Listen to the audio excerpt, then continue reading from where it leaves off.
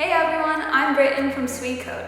Today we're going to learn about what coding is, what a programming language is, and why you might want to learn to code regardless of what you want to do in the future.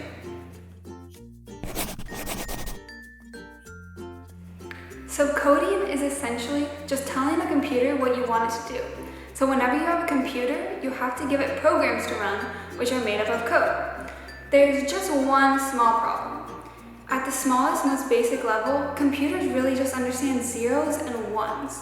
Can you imagine trying to communicate with just zeros and ones? So if that's true, how do we tell computers how to fly a rocket to space, or to drive a car, or even to run a phone app? And that's where programming languages come in.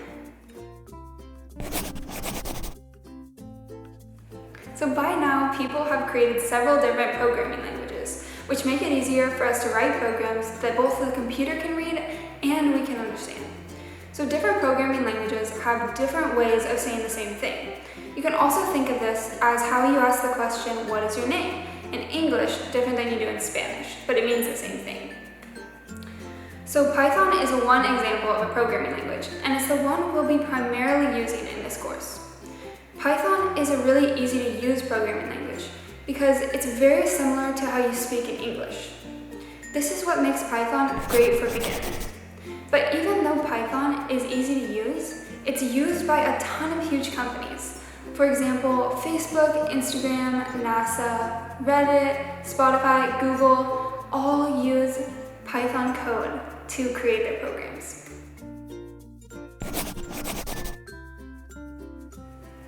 So if you didn't know by now, programming and coding is behind almost every single technology that you interact with on a daily basis.